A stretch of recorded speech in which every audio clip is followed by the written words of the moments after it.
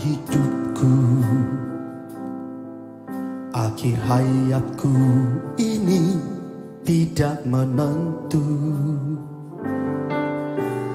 namun yang pasti perjalanan hidup ini berakhir di suatu saat nanti.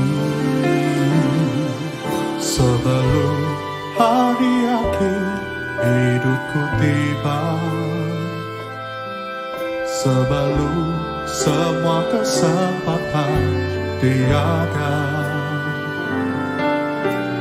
ku kan berjuang dalam pertandingan iman, mengakhiri dengan kemenangan. Hanya satu kerinduanku, sempurna seperti Bapakku, sesuai rancangan semula, serupa dengan Tuhan Yesus, tujuan imanku, berkenan di hadapan Bapa.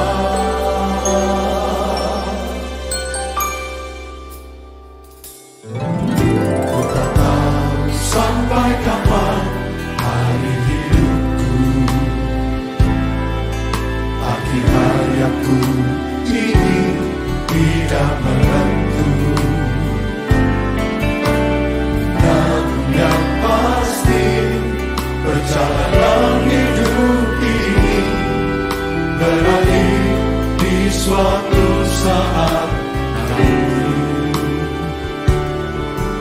Sebelum hari akhir hidupku tiba, sebelum semua kesempatan tiada, bukan berjuang dalam pertandingan iman, mengakhiri dengan kemenangan. Hanya satu kerinduanku, sempurna seperti Bapakku, sesuai rancangan semula, serupa dengan Tuhan Yesus, tujuan imanku, berkenan di hadapan Bapa. Hanya satu kerinduanku, sempurna seperti Bapakku, sesuai rancangan semula, serupa dengan Tuhan Yesus, tujuan imanku, berkenan di hadapan Bapa. Hanya satu kerinduanku, sempurna seperti Bapakku, sesuai rancangan semula, serupa dengan Tuhan Yesus, tujuan imanku, berkenan di hadapan Bapa. Hanya satu kerinduanku, sempurna seperti Bapakku, sesuai rancangan semula, serupa dengan Tuhan Yesus, tujuan imanku, berkenan di hadapan Bapa, berkenan di hadapan Bapa, berkenan di hadapan Bapa.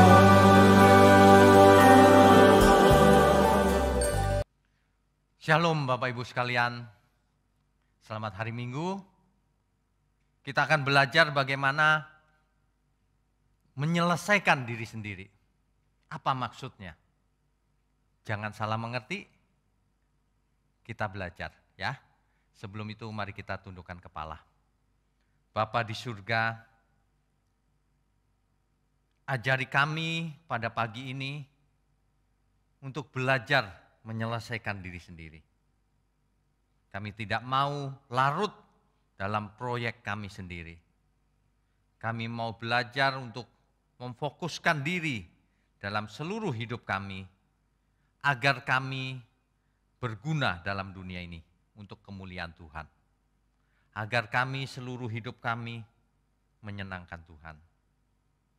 Terima kasih Tuhan. Ada banyak jiwa-jiwa yang tidak mengerti. Biarlah Engkau pakai firman-Mu di pagi ini untuk menyadarkan semua orang yang mendengarkannya. Bahkan ada banyak orang yang belum mendengar firman-Mu. Pakailah firman ini, urapi, agar banyak orang dengan segala cara akhirnya mendengarkan firman ini dan berubah. Kiranya nama-Mu saja yang dimuliakan. Pakai mulut hamba-Mu untuk menyampaikan kebenaran ini. Hanya di dalam nama Tuhan Yesus kami berdoa. Amin. Bapak Ibu sekalian, kita baca dulu nas Alkitab berikut ini. Yohanes pasal 19 ayatnya yang ke-30. Yohanes pasal 19 ayatnya yang ke-30. Ini adalah kisah di mana Tuhan Yesus sudah ada di kayu salib. Detik-detik terakhir. Tuhan berkata begini. Sesudah Yesus meminum anggur asam itu, berkatalah ia, sudah selesai. Lalu ia menundukkan kepalanya dan menyerahkan nyawanya. Tuhan Yesus akhirnya berkata, sudah selesai. Dan ia menundukkan kepala, menyerahkan nyawanya. Tuhan secara sadar dan rela menyerahkan nyawanya, mati di kayu salib. Setelah menyelesaikan semuanya itu. Makanya perkataannya sudah selesai. Kalau kita lihat di Alkitab, perkataan sudah selesai ini, dalam teks asli Alkitab dipakai kata tetelestai. Tetelestai. Dari akar kata teleo. Artinya complete. Complete itu lengkap. Finish. Selesai. Berakhir. Accomplish. Tercapai tujuannya. Fulfill. Tergenapi. To end. Mengakhiri. Ya. Jadi menyelesaikan dengan sempurna, mencapai tujuan akhir. Itulah perkataan Tuhan Yesus di kayu salib. Sudah selesai. Bukan selesai dalam arti negatif, waduh selesai nih, tamat. Bukan. Ini artinya sudah selesai di sini justru positif. Meskipun ia mati di kayu salib, tapi perkataannya sudah selesai. Inilah yang harus kita pelajari dengan lengkap. Sebelum kita mengerti bahwa kita pun harus sudah selesai. Dalam bahasa Ibrani, kata tetelestai ini dipakai kata sin lamet mem. Sin lamet mem. SH, L, dan M. Yaitu nislam.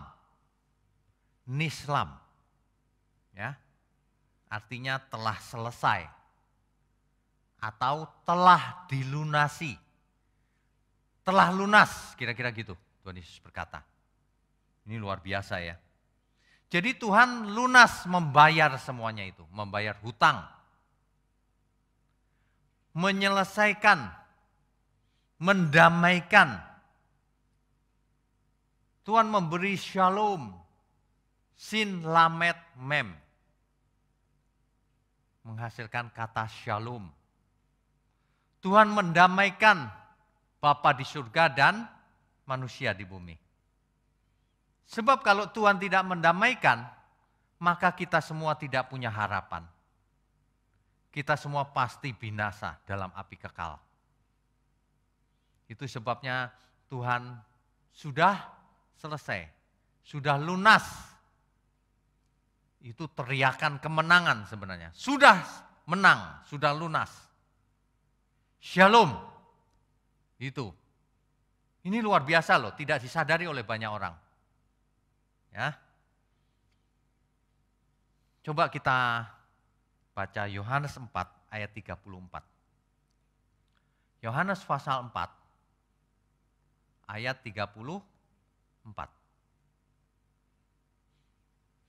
Kata Yesus kepada mereka, makananku ialah melakukan kehendak Dia yang mengutus aku dan menyelesaikan pekerjaannya. Tuhan sudah berkata bahwa makananku, kesukaanku, berkatku, filosofiku adalah melakukan kehendak Bapa yang mengutus aku dan menyelesaikan pekerjaannya. Itulah sebabnya di kayu salib Tuhan berkata sudah selesai. Apa yang sudah selesai? Tugas yang diberikan oleh Bapaknya untuk menebus dosa manusia. Untuk memberikan shalom. Untuk mendamaikan hubungan antara Bapa dan manusia. Hubungan dibuka lagi. Manusia yang dahulu terpisah dari hadirat Allah, sekarang dibuka lagi kemungkinan berhubungannya. Ya, hubungan ini dipulihkan oleh Tuhan Yesus. Sudah selesai. Tapi jangan salah mengerti. Yang namanya sudah selesai ini adalah sudah selesai tugasnya Tuhan Yesus. Tugas manusia belum selesai. Bahkan baru mulai. Ketika Tuhan mati di kayu salib, tugas manusia baru mulai. Kalau Tuhan Yesus tidak mati di kayu salib, manusia percuma hidupnya. Sia-sia. Karena pasti binasa. Ya. Damai di sini artinya menyelesaikan dengan sempurna. Tuhan Yesus mendamaikan hubungan Bapa dan manusia. Kalau kita mendengar kata mendamaikan, artinya ada yang didamaikan. Pihak pertama dengan pihak kedua. Dalam hal ini pihak Bapa di surga dan pihak manusia di bumi. Itu sebabnya Alkitab berkata, karena Allah kita itu Esa, Bapa kita di surga itu Esa, satu. Maka pengantara kita juga satu, Esa, yaitu Tuhan Yesus. Jelas ya? Amin. Jangan ada pengantara yang lain dalam hidup kita. Jangan mengangkat pengantara-pengantara yang lain. Pengantara kita cuma satu, Tuhan Yesus. Yang mati di kayu salib cuma satu, Tuhan Yesus. Yang menebus dosa kita cuma satu, Tuhan Yesus. Dan itu selesai sempurna di kayu salib. Jadi tidak diperlukan revisi. Tidak diperlukan seorang lain datang menyempurnakan Tuhan Yesus. Karena sudah selesai tugasnya. Sudah sempurna. Nah, dengan demikian kita semua tidak boleh punya Tuhan yang lain. Jangan ada padamu ilah lain di hadapanku.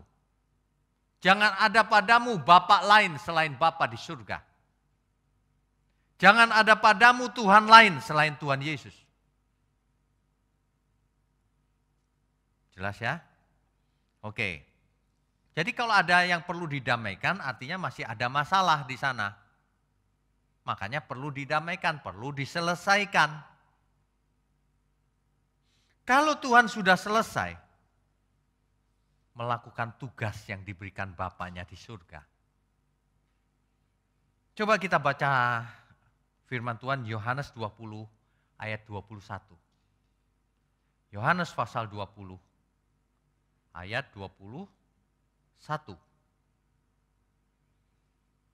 Maka kata Yesus sekali lagi, damai sejahtera bagi kamu. Tuhan memberikan damai sejahtera bagi kita. Dosamu diampuni. Kesalahan kita diampuni, dimaafkan.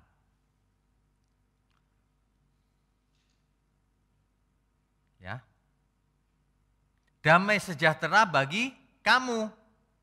Sama seperti Bapa mengutus aku juga demikian juga sekarang aku mengutus kamu.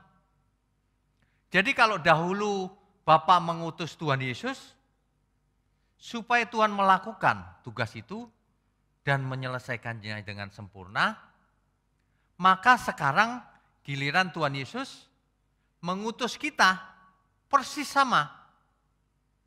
Supaya kita melakukan tugas yang diberikan Tuhan Yesus dan menyelesaikan pekerjaannya. Itulah arti Kristen. Christian, to be like Christ, to be Christ follower, pengikut Kristus. Sama seperti Bapa mengutus Kristus, Kristus mengutus kita. Sama persis. Inilah yang harus kita selesaikan. Kalau tugas Tuhan Yesus sudah selesai. Sekarang giliran kita, apakah kita sudah selesai tugas yang diberikan Tuhan Yesus? Banyak manusia dengan dirinya sendiri aja belum selesai, apalagi menyelesaikan tugas yang diberikan oleh Tuhan Yesus.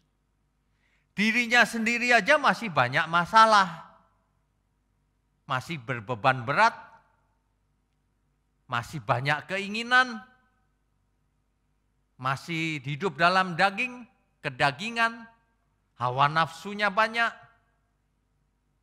masih hidup di dalam dosa. Dirinya sendiri aja belum didamaikan, belum diselesaikan. Bagaimana ia bisa menyelesaikan tugas yang diberikan oleh Tuhan Yesus? Itulah sebabnya banyak orang meskipun menjadi Kristen, tapi belum selesai dengan dirinya sendiri. Kodrat dosanya masih menyala-nyala. Belum selamat itu. Sebab selamat itu kalau manusianya bertobat dan berubah. Bukan masih kedagingan. Meskipun Tuhan Yesus mati di kayu salib, kalau manusia tidak berdosa, tidak bertobat maksud saya, maka ia tidak selamat. Artinya ia menolak anugerah kayu salib. Jangan salah mengerti. Ada banyak orang ketika menjadi Kristen sudah merasa puas dan merasa selamat. Ini menipu diri sendiri.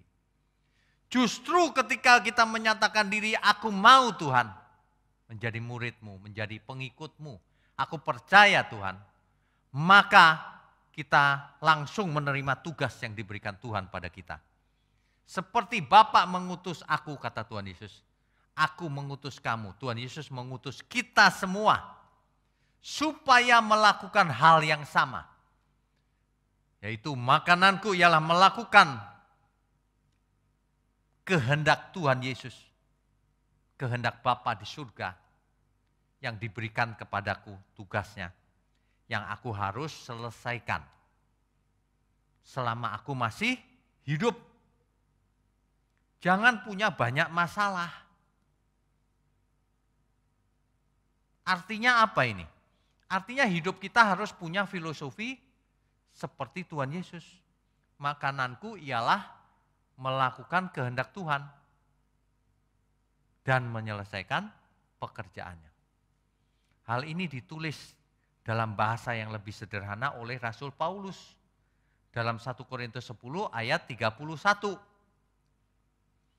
Baik aku makan, minum atau melakukan sesuatu yang lain, lakukan semuanya untuk kemuliaan Tuhan. Jadi jangan hidup dalam masalah. Ada bagian yang kita harus lakukan kalau kita memang percaya Tuhan. Kalau kita memang beriman. Kalau kita memang mau disebut Kristen. Seperti Kristus maksudnya. Kita yang utama itu jangankan melakukan tugas yang diberikan Tuhan. Kita harus utamakan berdamai dengan diri sendiri, menyelesaikan masalah-masalah diri sendiri ini, barulah efektif melakukan pekerjaan Tuhan. Selesaikan, dimulai dari diri sendiri. Mari kita selesaikan persoalan-persoalan diri kita yang menghambat perjuangan kita melakukan pekerjaan Tuhan, melakukan tugas yang diberikan oleh Tuhan Yesus. Mari kita selesaikan diri kita, segala persoalan. Persoalan dalam diri manusia macam-macam. Ada yang masih mengalami trauma, sebab dahulu masih kecil diperkosa, sehingga ia hidup dalam traumanya hari ini. Saya mau ingatkan, Tuhan Yesus mati di kayu salib menebus dosa kita, menebus dosamu. Jangan trauma. Kalau ada yang dahulu diperkosa, hari ini tidak masalah, itu bukan salahmu. Lagi pula Tuhan sudah menguduskan hidup kita. Dianggap tidak ada masalah. Tetapi kita harus melakukan tugas kita. Ya, jangan terkungkung dengan trauma masa lalu. Kalau orang mengerti kebenaran ini tidak perlu konseling karena kita tahu. Kita sudah ditebus menjadi milik Tuhan, yang lalu biarlah berlalu. Kita tidak perlu persoalkan, yang kita persoalkan adalah masa depan. Ya, sakit hati, kepahitan. Orang yang sakit hati artinya belum selesai dengan dirinya sendiri. Yang masih hidup di dalam dosa. Sebab sakit hati, kau tidak punya, kita tidak punya hak untuk sakit hati kepada seseorang. Kita tidak punya hak untuk kepahitan. Sebab Tuhan pun mengampuni dosa kita. Amin. Mari kita bertobat dari kesalahan-kesalahan ini. Kesalahan yang lain adalah malas. Banyak manusia di bumi ini malas. Malas untuk berubah. Malas untuk belajar. Kalau seseorang malas, itu artinya dirinya itu tidak mau berubah. Artinya ada masalah dalam dirinya. Belum berdamai dengan dirinya, belum menyelesaikan persoalan dirinya, masih malas. Tuhan tidak inginkan seorang pun malas. Tegar tengkuk, sombong, pelit, banyak keinginan, tidak mau belajar. Ini persoalan-persoalan yang ada hubungan dengan diri sendiri. Mari kita selesaikan. Seseorang itu kebanyakan banyak keinginannya. Dari kecil sudah dipupuk keinginannya. Masih kecil ingin punya mainan banyak. Lebih besar sedikit pengen punya sepeda-sepedaan. Lebih besar lagi remaja ingin punya motor. Nanti sudah besar, sudah bekerja, ingin punya mobil. Sudah punya mobil, kurang. Mobilnya harus yang mewah. Sudah punya mobil mewah, kurang, harus punya rumah. Rumah tidak ada habisnya, rumah semewah apapun. Akhirnya ia beli pesawat terbang. Pesawat terbang kurang. Ia beli kapal selam. Di udara nggak bisa puas, di dalam laut, apalagi di dalam laut gelap. Tidak ada apa-apa. Akhirnya ia terjerat oleh segala keinginannya itu. Manusia yang demikian akan menghabiskan waktunya untuk mencari kepuasan diri sendiri.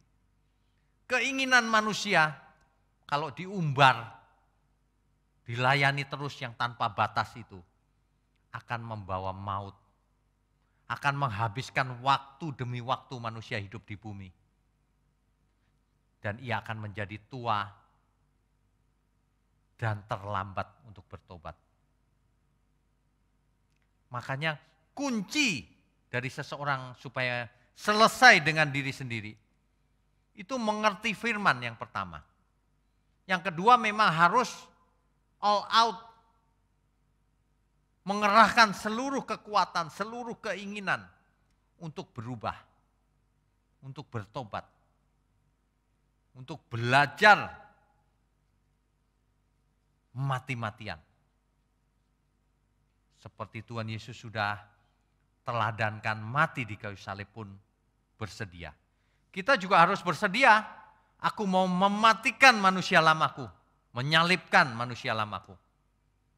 Supaya aku lahir baru, menjadi manusia yang baru. Orang yang tidak berubah dalam hidupnya, meskipun sudah Kristen, meskipun sudah dibaptis, ia belum lahir baru.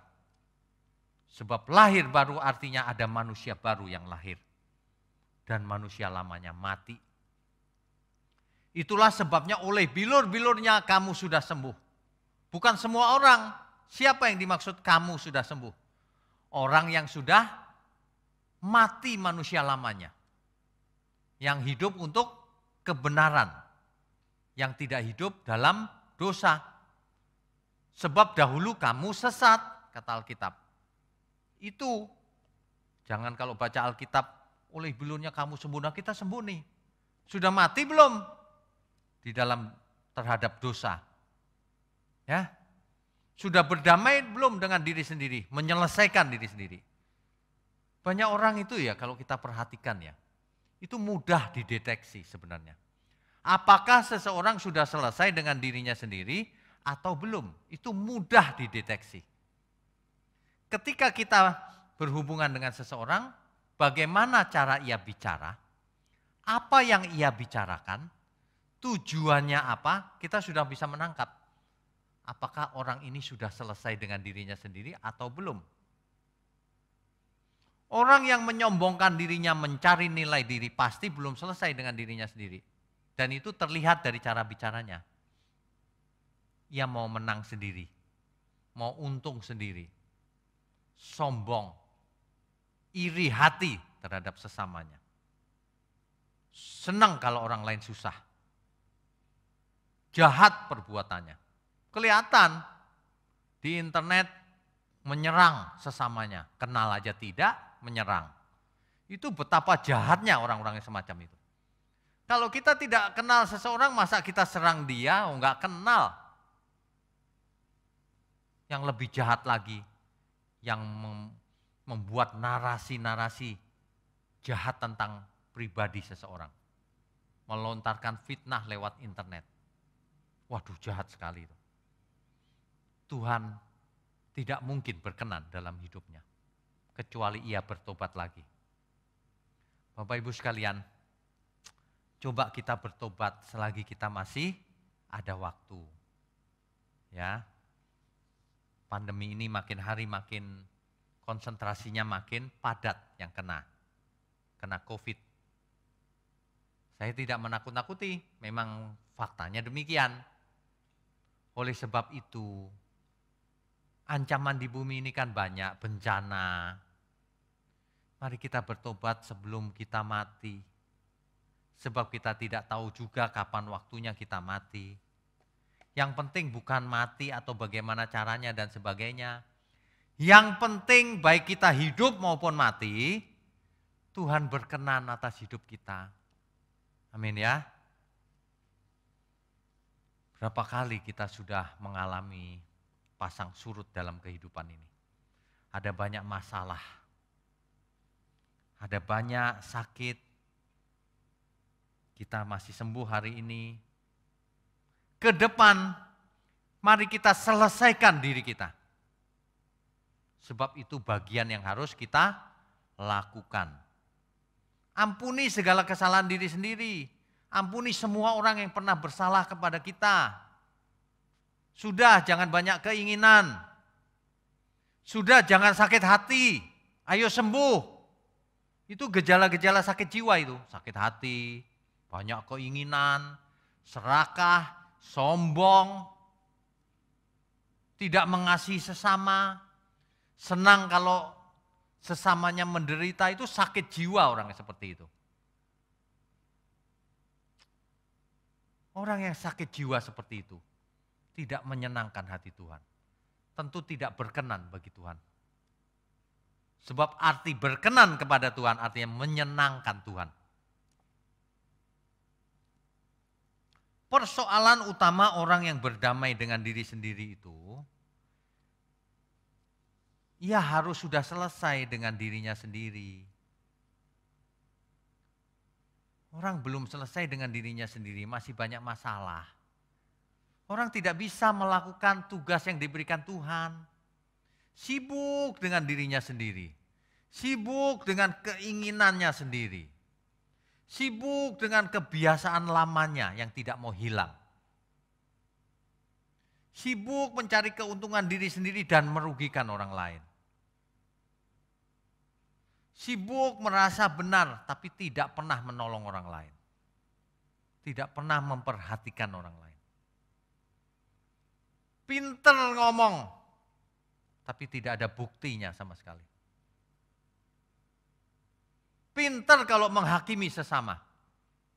Padahal ia tidak tahu bagaimana yang dihakimi itu hidup sebenarnya. Setiap harinya bagaimana ia mempersembahkan dirinya kepada Tuhan. Uangnya kemana saja, kan tidak tahu kita.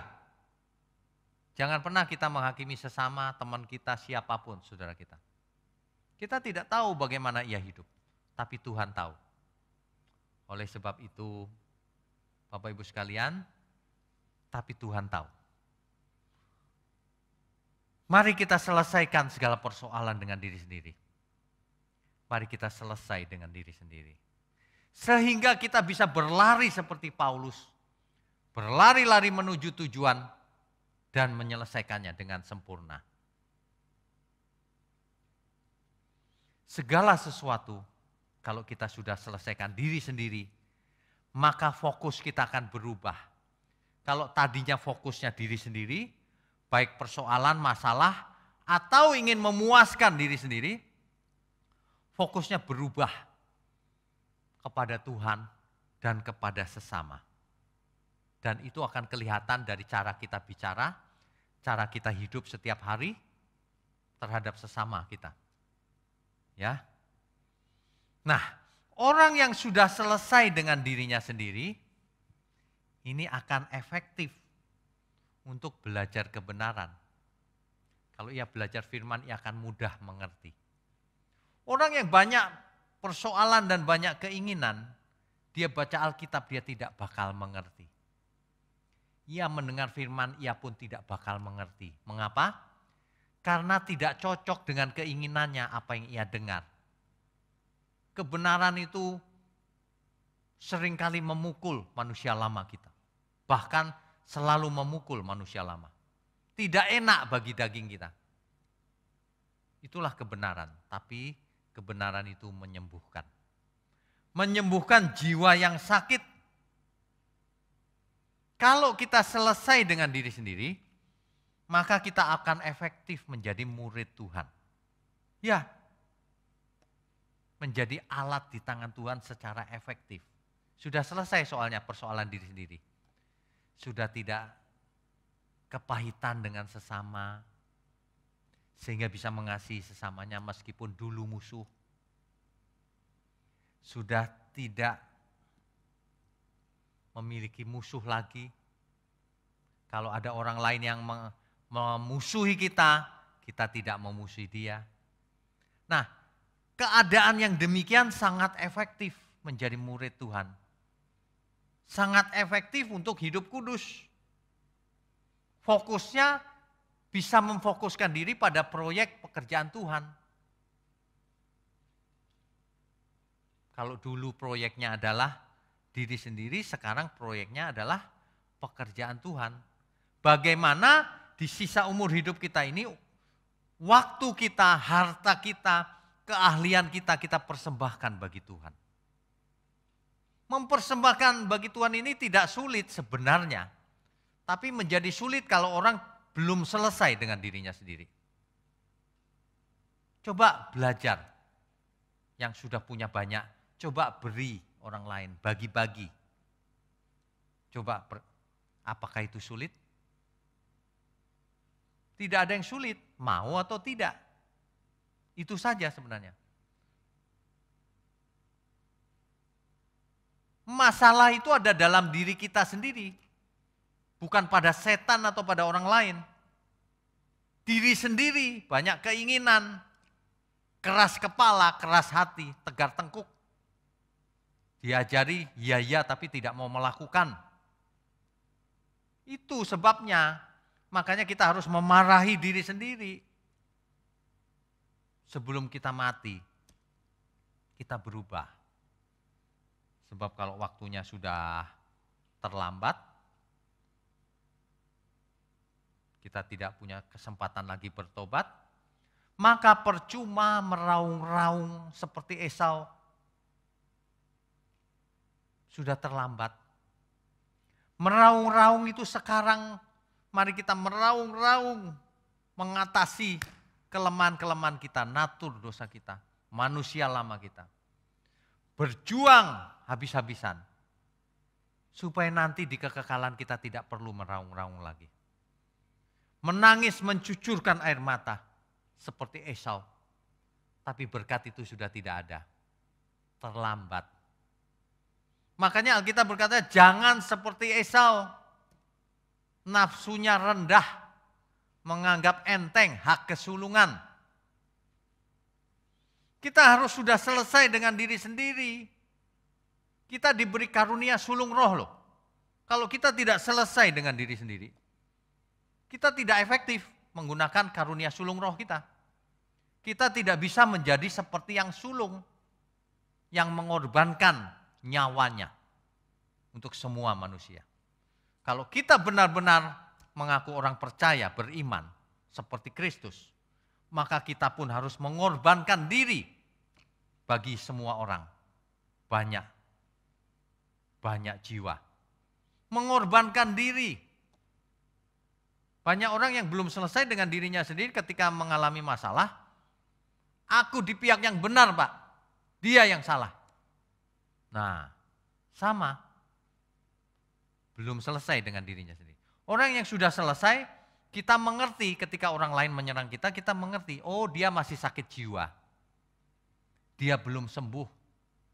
Kita harus maklum. Dan kita juga tidak sakit hati. Justru kita harus mengusahakan bagaimana mengkomunikasikan kebenaran agar ia sadar bahwa ia masih sakit. Ia masih berdosa. Agar ia bertobat dan akhirnya mendapat keselamatan juga. Itu tujuannya supaya kita menjadi seperti Kristus, menjadi korban dan menyelamatkan banyak jiwa. Ini tidak gampang memang, tapi itulah arti hidup kudus yang sebenarnya. Kudus itu berbeda. Kudus itu unik. Kudus itu artinya murni, bersih, tak bercacat, tak bercelah. Kudus itu artinya dipisahkan. Kudus itu artinya dikeluarkan. Kudus itu artinya dikhususkan untuk Tuhan. Mari kita selesaikan diri sendiri, sehingga kita bisa menjadi hidup kudus, tak bercacat, tak bercelah. Sehingga kita mudah belajar terhadap Tuhan dan melakukan firman-Nya.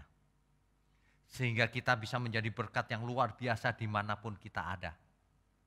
Termasuk terhadap musuh kita, yang memusuhi kita maksudnya. Kalau orang yang memusuhi kita, kemudian ia bisa bertobat, maka malaikat di surga bertepuk tangan. Maka kita melakukan tugas kita seperti Kristus, menyelamatkan banyak jiwa. Jadi Bapak Ibu yang dimusuhi, jangan sakit hati. Itu adalah berkat. Agar kita naik kelas. Agar kita bisa menjadi seperti Kristus. Agar kita latihan menjadi seperti Kristus. Agar kita memiliki pikiran dan perasaan Kristus. Agar kita benar-benar berubah pikiran dan perasaan kita. Benar-benar merasakan bagaimana mengasihi musuh itu. Bagaimana kita terbeban untuk menyelamatkan banyak jiwa. Harus dialami, kalau teori saja kita mengerti. Tapi kalau kita harus mengalami, jangan jatuh Bapak Ibu. Mari kita belajar. Ya, mari kita jadi berkat. Kalau kita mati atau selesai dengan diri sendiri, maka kita tidak akan pernah melakukan hal-hal yang Tuhan tidak berkenan, pasti. Maka kita akan menjadi berkat di rumah, di keluarga, di gereja, di kantor, di sekolah, di kampus, dimanapun kita berada. Masalah utama manusia itu dirinya sendiri. Masalah utama manusia itu dirinya sendiri. Sebenarnya tidak ada yang tidak mungkin. Segala sesuatu mungkin, tapi mental bloknya harus dibuang. Tapi kita harus menyelesaikan diri kita yang menjadi masalah utama itu. Singkirkan itu, manusia lama itu. Amin ya. Bapak Ibu sekalian, di musim pandemi ini sebenarnya adalah kesempatan yang sangat baik untuk kita semua belajar menyelesaikan diri sendiri. Kalau dahulu kita semua sibuk, berangkat pagi pulang malam, hari ini kita semua dibatasi, ada yang sudah tinggal di rumah. Mari kita renungkan seluruh hidup kita dari dulu sampai sekarang. Mengapa ada hal-hal yang kita belum berubah? Mengapa kita tidak segera menyelesaikan diri sendiri agar kita efektif dan langsung terbang bersama Tuhan? Agar hidup kita ini memandang manusia lain menjadi jernih seperti Tuhan memandang kita semua. Agar kita semua benar-benar mempunyai kuasa untuk menyelamatkan banyak jiwa. Agar aroma surgawi bisa tercium oleh banyak orang melalui hidup kita. Amin. Selesai. Tuhan Yesus berkata, sudah selesai. Nanti kalau kita mati, sebelum mati kita berkata, sudah selesai. Artinya kita sudah menyelesaikan diri kita sendiri dan kita sudah menyelamatkan banyak jiwa. Hidup kita sudah menjadi berkat. Itulah tugas utama hidup kita. Mari kita selesaikan sisa umur hidup kita dengan melakukan tugas utama ini. Yang lain tidak penting, mari kita fokus, jangan buang-buang waktu. Amin. Kiranya Tuhan Yesus memberkati kita semua. Saya percaya program online ini akan mengubah banyak jiwa sampai ke ujung bumi. Ada banyak jiwa-jiwa yang tidak mengerti kebenaran. Bapak Ibu ajak untuk mendengar firman ini. Bapak Ibu harus jadi alat di tangan Tuhan. Bagikan firman ini kemana saja Bapak Ibu bisa bagikan.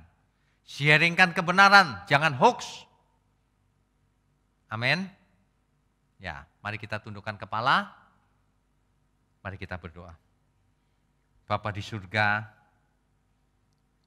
ampuni segala kesalahan kami. Ampuni kami kalau pada hari ini kami belum menyelesaikan diri kami sendiri. Tapi ke depan kami mau belajar secepat-cepatnya kami ingin menyelesaikan diri kami sendiri ya Tuhan. Ada banyak jiwa mau belajar. Kami mau dipakai oleh Tuhan. Bapa di surga, kiranya Engkau berkenan dan menjadikan kami anak-anak-Mu. Kiranya Engkau sertai dengan Roh-Mu yang ada pada kami. Roh Kudus yang membawa kami kepada seluruh kebenaran. Roh Kudus yang memberi penghiburan dan kekuatan agar kami melakukan keselamatan kami dengan takut dan gentar dan efektif. Bapa di surga, secara khusus hamba ingin berdoa untuk anak-anak-Mu yang mendukung program ini.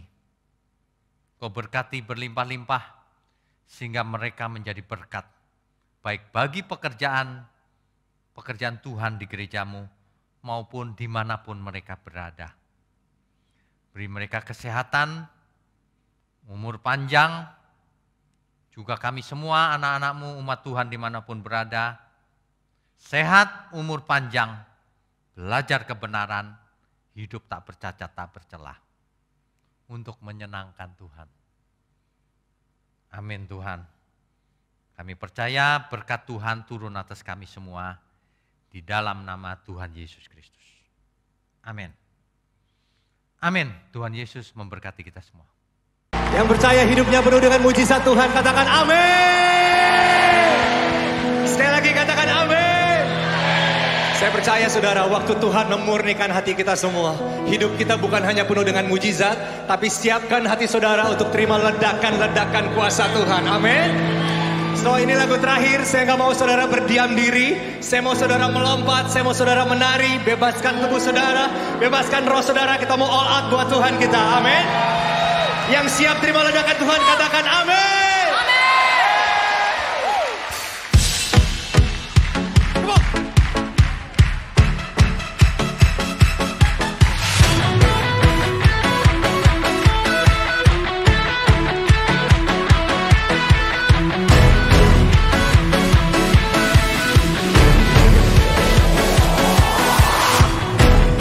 Rohmu bekerja, tiada yang dapat hentikan. Ada lawatan besar membakar hati yang menyembah. Katakan kami siap, nyatakanlah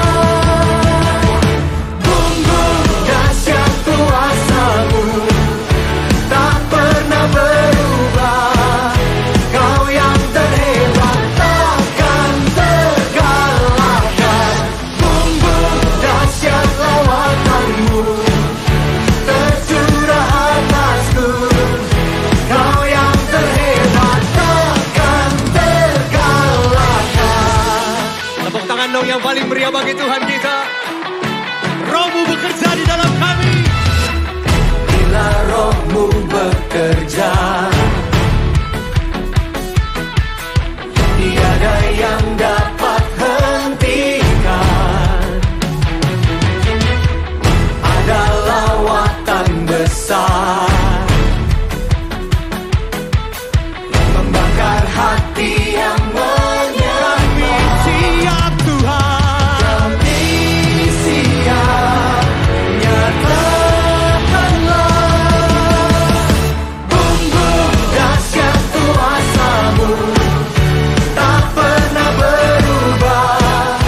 Kau yang terhebat takkan terkalahkan. Bumbung dahsyat lawatanmu tercurah atasku. Kau yang terhebat takkan terkalahkan. on piano, Joseph S. Java. And give it up for all NDC worship musicians and the orchestra.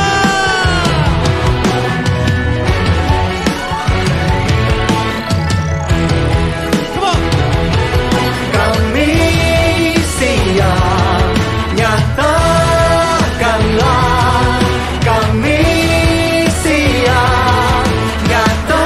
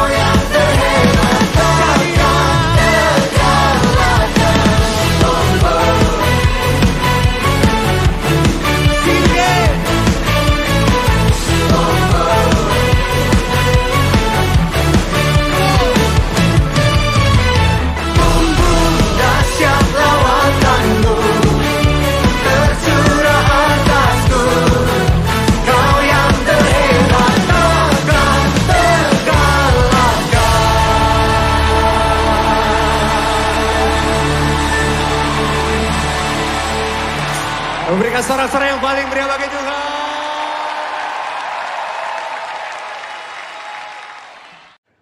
Sekarang, terimalah kasih karunia dan damai sejahtera Tuhan Yesus Kristus. Dan kasih Allah Bapa kita, serta persekutuan Roh Kudus menyertai setiap kita, sekarang, seterusnya, dan selamanya. Amin. Saudara telah mengikuti ibadah online GBI Alpha Omega. Saudara yang diberkati melalui tayangan ibadah online diberi kesempatan untuk memberi persembahan. Bagi jemaat yang rindu menabur pekerjaan Tuhan di GBI Alpha Omega, dapat memberikan persembahan dan persepuluhan secara online melalui rekening BCA 014-323-7777 atas nama PT Graha Alpha Omega. Sertakan keterangan untuk persembahan atau perpuluhan. Mari memberi dengan penuh sukacita dan ucapan syukur. Untuk mendapatkan informasi terupdate mengenai ibadah online dan informasi lain seputar gereja, Anda dapat mengaksesnya melalui website GBI Alpha Omega. Jesus Christ bless you. Kaulah nafas hidupku.